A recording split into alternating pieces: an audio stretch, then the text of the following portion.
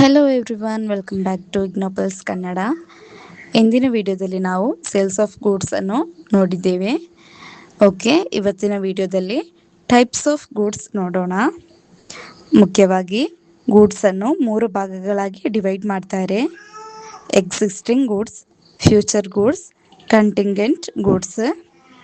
Okay, first one existing goods. ಈಗಲೇ ಇರುವ goods ಅನ್ನು ಎಕ್ಸಿಸ್ಟಿಂಗ್ ಗೂಡ್ಸ್ ಅಂತ ಕರೀತಾರೆ.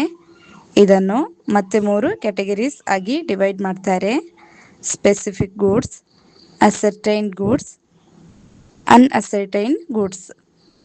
ಓಕೆ, ಸ್ಪೆಸಿಫಿಕ್ ಗೂಡ್ಸ್ ಅಂದರೆ ಆಲ್ರೆಡಿ ಐಡೆಂಟಿಫೈ ಮಾಡಿರುವ ಗೂಡ್ಸ್ ಅನ್ನು ಸ್ಪೆಸಿಫಿಕ್ ಗೂಡ್ಸ್ ಅಂತ ಕರೀತಾರೆ.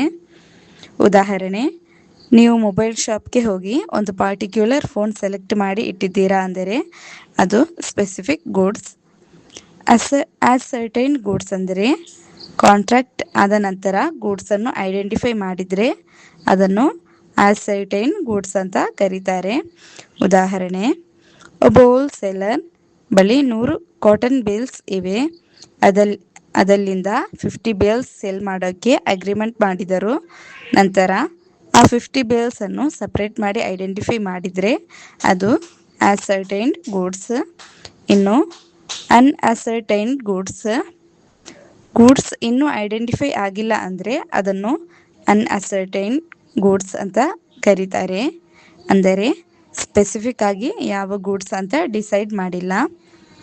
ಇನ್ನು ಸೆಕೆಂಡ್ ಒನ್ ಫ್ಯೂಚರ್ ಗೂಡ್ಸ್. ಪ್ರಸ್ತುತ ಇರುವುದಿಲ್ಲ, ಫ್ಯೂಚರ್ನಲ್ಲಿ ಪ್ರೊಡ್ಯೂಸ್ ಅಥವಾ ಮ್ಯಾನುಫ್ಯಾಕ್ಚರ್ ಆಗೋ ಗೂಡ್ಸ್ ಅನ್ನು ಫ್ಯೂಚರ್ ಗೂಡ್ಸ್ ಅಂತ ಕರೀತಾರೆ. ಇದು ಸಾಮಾನ್ಯವಾಗಿ ಅಗ್ರಿಮೆಂಟ್ ಟು ಸೆಲ್ನಲ್ಲಿ ಬರುತ್ತದೆ. ಅಂದರೆ ಗೂಡ್ಸ್ ಈಗ ಇಲ್ಲ, ಫ್ಯೂಚರ್ನಲ್ಲಿ ಕ್ರಿಯೇಟ್ ಆಗುತ್ತದೆ. ಇನ್ನು ಕಂಟಿಂಗೆಂಟ್ ಗೂಡ್ಸ್. ಕೆಲವು ಕಂಡೀಷನ್ಸ್ ಅಥವಾ ಈವೆಂಟ್ಸ್ ನಡೆದರೆ ಮಾತ್ರ ಅವೈಲೇಬಲ್ ಆಗೋ ಗೂಡ್ಸ್ ಅನ್ನು ಕಂಟಿಂಗೆಂಟ್ ಗೂಡ್ಸ್ ಅಂತ ಕರೀತಾರೆ. ಅಂದರೆ ಒಂದು ಅನ್ಸರ್ಟೈನ್ ಈವೆಂಟ್ ಮೇಲೆ ಡಿಪೆಂಡ್ ಆಗಿರುವ ಗೂಡ್ಸ್. ಇದು ಜಸ್ಟ್ ಇಂಟ್ರೊಡಕ್ಷನ್ ಮಾತ್ರ.